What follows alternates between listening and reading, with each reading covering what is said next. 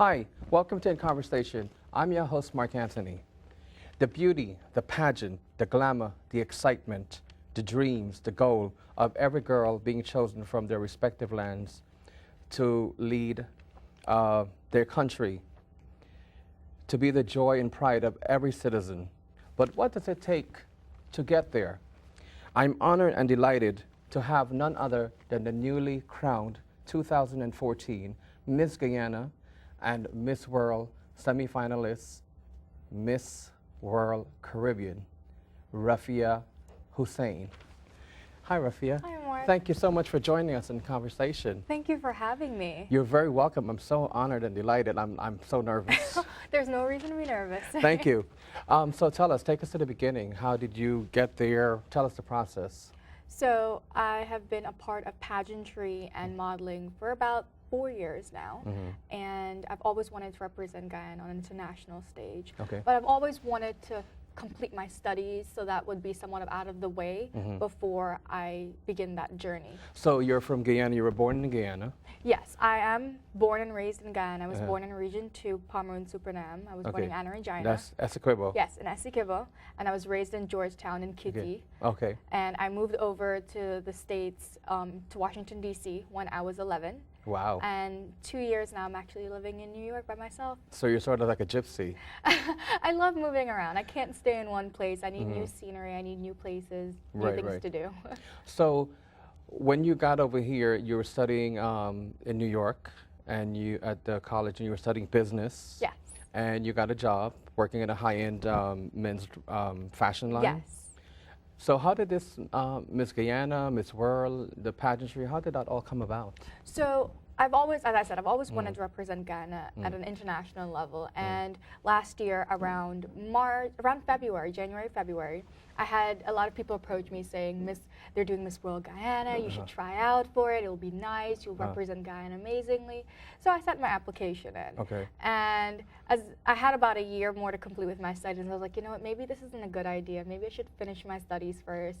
And then around February, March, they announced the 10 finalists that will be competing for the Miss World And Guyana. your name was in the hat. And my name was there, and I was so surprised. I was like, oh my goodness. But I was so happy. And so I finished that semester, and then I went to Guyana, and they had a month-long pageant. Okay. And so what take us, you know, the whole scene of the pageantry of Guyana, because you became Miss Guyana, and it's been like 40 years plus of a drought for that country in the pageantry world since Miss Shakira Bash won it in 1967. Yes. So take us through the whole scene of like the month-long process. So the pageant was May 26th. The whole idea was to crown an Independence Queen. When they first did the Miss World Guyana, our first queen was crowned on Independence Day. So we're trying to recreate history. And that's May 26th? Yes, it is. Okay. And so that was the whole idea of it. The CEO, Miss Natasha Martindale, wanted to replicate what it would be like at the actual Miss World pageant. So the girls get a feel of what it is beforehand. Okay. So it was amazing how she did that, because it was actually exactly what it was like when I was there. So for the entire month of May, the contestants had to be in Guyana to go through the month-long journey of the pageant leading up to the final night. How are you dealing with the heat? The heat, I mean, I grew up in Guyana, but I can tell you the heat got a lot worse than when I was there. Okay. But it's something you manage with. Okay. I mean, you go from AC to AC, so it's not anything different than So what were you you do in like over here. Pegasus Hotel or Tower? Or? I stayed with family. Okay. I stayed with family in New Providence. My Okay. mom's sister lives in Guyana. Okay, So I okay. stayed with her, and my dad also lives in Guyana, so I would stay with him Fantastic. sometimes. Okay. And so most of the things were at like Pegasus. They were at, you know, Princess, wherever it was. And so you never had to really feel the heat. Okay, great. So now take us, after the month-long pageantry, you were chosen? Yes, of the 10? Yes, so the month-long pageantry is it comprises of, you know, media, interviews. You have your fast tracks that are done before the final night, which encompasses the final score of the final night. So you have points before, points of the night. So it's very difficult. So you did the regular, the swimsuit? Yes, that was all done talent. before the night of the pageant. What was your talent? My talent was Bollywood dancing. Okay. Yes, okay. yes. I danced to Aja Nachale. Oh, okay. Yes. And so beforehand, you had your talent night. You had your beauty with a purpose, which is what people would call their platform. Right. You had your fitness, top model, beach beauty, and multimedia. Okay. So all of that comprised of part of your score for the final night. Okay. And then final night was worth another 50%. So what was it like when you were chosen as the Miss Guyana? So it was me and one other contestant on stage, and she looks at me and she goes, "You have it in the bag." And I looked at her, I'm like, "Don't sell yourself short. You never know." Right. And I've always said this, and everyone looks at me and goes, "What did you think? Did you think you deserved to win?" I'm like, on a different night with different judges, the outcome could have been different. True. That's just one panel's opinion, Right. and you should never let that get to you. It's very true, very true. So I was really surprised when I won. It was between me and another competitor, and so when I got the crown, they said my name, and I literally just walk up frozen. And my mom like, "You had no reaction to your face." I'm like, because I still couldn't believe it. Now, you spoke about your mom. Yes. Were your parents, your family, were they for this? Oh, yes. Did they, oh, my goodness. you Yes, know, supported you? Very much so. Okay. My mom, my grandfather, my late grandfather was the imam. He was very religious. For most people that don't know what an imam is, that's like a... That's like a priest of the Muslim community. The Islamic faith. Yes, Okay. yes. And my grandmother wears the full headdress, the hijab, and everything and stuff like that. But she'd be the first person backstage to stitch me in a dress. Okay. So she's a moderate. She's very. She understands that, and I think it's something that everyone has to understand. Islam is a way of life. You have to take it on your own. It's not something that can be forced upon. Okay. And that's how we were raised in our family. Okay. They understand that, you know what, later on in life I may take it on, I may not, but I know where my boundaries are. Fantastic, because, you know, for most people, you know, being Islamic, you know, they tend to restrict their children, you know, because of the culture, the religion, you know, they want them not to partake in secular life. No, I totally understand that. And I mean, everyone has their different point of views. Everyone has their different ways. But that's how my grandfather and my mother, they raised me, and they've been very, very supportive through the entire That is fantastic. Now, you won the crown. Yes. You're frozen. You're surreal. Yes. You were pushed to London. Yes, so the Miss World pageant was in December. So I had from May when I was crowned to December, essentially June to December. So you did I saw some videos and you went to the Philippines? Yes, I did go to the Philippines for a little bit of training, but most of my training was done here in the U.S. I had 3 pageant coaches here. 3? Yes, I had 3, one for speech, one for interview, and one for like my regular walking, my outfit, my wardrobe, my stylist kind of, you could say. So I had 3 pageant coaches, plus I had a dietitian. And it wasn't to lose weight. Okay. It was just to keep you healthy. It was to keep me healthy. Make sure that you're not eating any junk. I ate a lot of junk. If my dietitian hears me right now, she will be very, very upset. But it was more along the lines of me having to gain weight in a healthy way. Right, right. Not to, you know, stuff my face with donuts or pizza, as much as I would have loved to do that. Right. But to gain weight in a healthy way. Perceptive is everything. Right. And with being on stage, with being in person in a swimsuit, you can get the perceptive of someone being too skinny as being unhealthy. No, they said you were like a bit like skinny. Yes, everyone thought I was very, very skinny. Right. They also thought I was very unhealthy and that I didn't eat. So anorexic type? Yes, exactly. So is that why you went on the diet too? It was more of a health choice, you can say, where it's like, it's not, I don't want people to think that I'm unhealthy. I eat any and everything except pork. I exercise, I do what I need to. It's just that this is how my body is. This is my metabolism. Right, it's rapid. Yes. Okay, now take us on the journey to the Miss World, because you're in a league of women that you have the Indian actress and singer Priyanka Chopra. Yeah. You have she was also named the woman. Most beautiful woman. And she was named the most successful of the Miss World. Yes. Aishwarya Rai Bachchan. Yes. And my favorite, who was she was in the semifinals in 1972, Miss Linda Carter, Wonder Woman. Yes. So you're in a league of fantastic women. I know. And everyone looks at me and they go, "How do you feel to be a part of history?" And I'm like, so my beauty with a purpose is domestic violence. And I chose that because, yes, I am a victim of domestic violence. That's so hard to believe that you're a victim of domestic violence. I mean, I just can't fathom it. You know, I heard it from your mouth. I saw the interview, and you said your former boyfriend, he tried to control you. Yes. He tried to tell you what to do. and then he made you feel guilty by telling you that he was going to commit suicide if you left him. That's such a burden for a 20 and 19-year-old.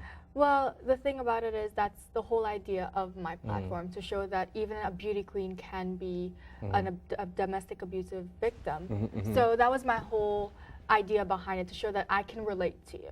Right, but this is kind of heavy. It's a heavy subject. It is a very heavy subject. How did you deal with it to bring it forward, to make it a national platform? No one had ever known about my abuse, ever. So you kept it quiet. I had kept it very quiet. My family had an idea behind it. They knew that I was going through a rough time. They thought it was just more like along the breakup where I was going through a rough time. So they've helped me along the way. They were the close ones, the one that I drew to, the one that I went to, you know, keep myself busy kind of thing. And so the first time I ever said anything about it with my family is when I went publicly during the Miss World Guyana pageant. And where were the faces of your mom and your dad? They were shocked. They were not really surprised because they knew something was going on, but I never came out fully in front. So they put two and two together when you... Yes. That's what made her... Yes, exactly. And so coming out for the first time publicly in front of millions of people saying that I am a victim. How did that feel? It was hard. It took a lot out of me because I've never shared my story. But did you feel like a burden lifted? I did. It was something that was like, I can actually breathe now. I can actually move on with my life, because I have never spoke to a therapist about it, and never. You locked it and you buried it, swept it. Yes. And repressed it. Yes, and I mean, going into my campaign for Miss World Guyana, I thought it would have been very hypocritical to ask others to break their silence when I couldn't break my own. So your campaign is break the silence. Break the silence. Yes. And where can people find information? So I started my own NGO, my own nonprofit called RIVA, which stands for Rafieya's International Vision and Hope. Okay. And the base is in Guyana, but we do have an online website, which is www.rivaonline.org. Okay. And you can find all the information on there for where you need to seek help, what you need to do to get out of a relationship, different things that can help you. So tips and ideas, and Riva helps the victims of domestic violence. Violence to get homes or jobs or training. That's the whole idea behind it. There's a saying, give a man a fish he can eat for a day, teach him how to fish, he'll eat for life. That's our whole idea behind it. We'll help you start off, but we're gonna give you the qualities, the traits, the education that you need to help yourself. So you give them the tools. Exactly. Now, during, like I said, my research, you had this this victim that you spoke of, but when I saw it, I was horrified. Miss Natasha. Natasha. Yes.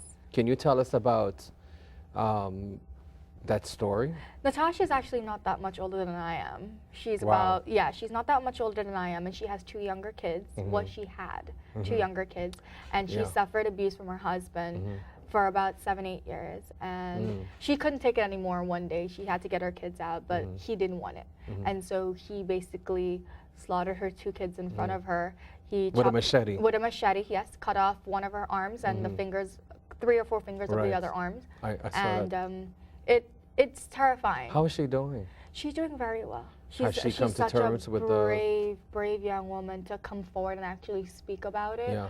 And one of the things, I know she's supposed to be here in New York within the next couple of months to get a prosthetic for her arm. Okay. So maybe she can come on the show and share. So Riva is actually going to be helping her with Fantastic. that, Lovely. and helping her accomplish that. I mean, there's nothing that it's bad when it happens to you, but to have a child and see your child, that's the devastating part. Now, and I know for most of us, culturally speaking, you know, I guess Indians, Guyanese, most ethnic people, they don't deal with it. They sweep it under. You're married, and that's what you make your bed. You lie in it. That's.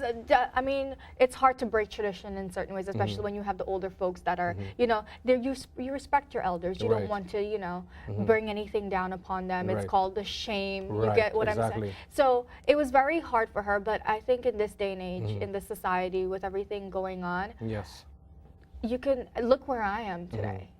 There's always hope. There's always a future. And I mean, I can happily say that I've been involved with my boyfriend for 2 years now. And if I can do it in a healthy relationship, in a very healthy relationship, and if I can do it, then I'm very sure that anyone else can. I mean, look at Natasha. She's surviving, one arm and couple fingers, and she's still alive and surviving. She has that determination, that drive. That's Exactly. fantastic. Now, you went to the different schools in Guyana. You were talking about the, domestic violence. How did they react to you? Were they like thrown off, or were they welcoming? Were they embracing the idea of domestic violence, or were they like,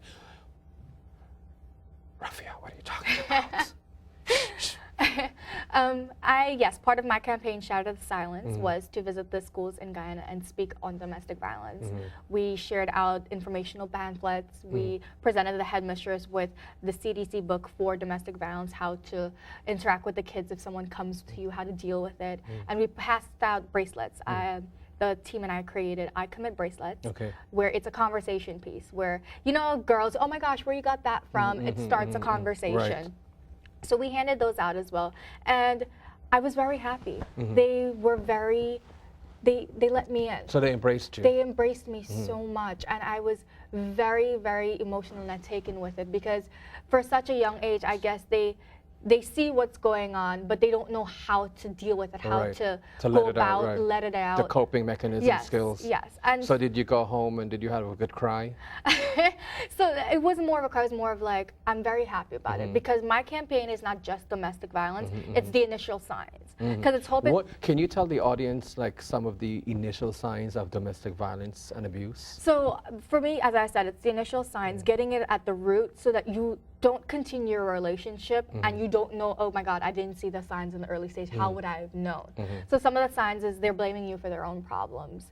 Projection. But yes, they're blaming you for their problems, telling you it's all your fault when it's not really that the Projection. case. Verbal abuse. It could be lashing out at you, name calling, every sorts of things. Disparaging remarks. Keeping you away from family and friends. That's one of the Isolation. other things. Very much so. Keeping you away. They don't want to share you with anybody. They want, cutting you off. That's the control side behind it. If they have you all to yourself, they can control you what to do. I mean, there's different things that you can come about. So if somebody starts to see this in their relationship, now most people might say, well, he loves me or she loves me, and they're jealous. That's why they're jealous, and Jealousy is a big factor, and I mean, every relationship is different, and it's it's nice to say, oh my God, he's jealous, and this guy comes to talk to me, but you have to know the difference, the depth of that jealousy. That's the different thing. If you're going out, it's girls' night out, and he has a problem with you going out, that's an issue. You know what I mean? Now we live in a dual society. We're Indians, we're Guyanese, we're traditionally, but we live in America.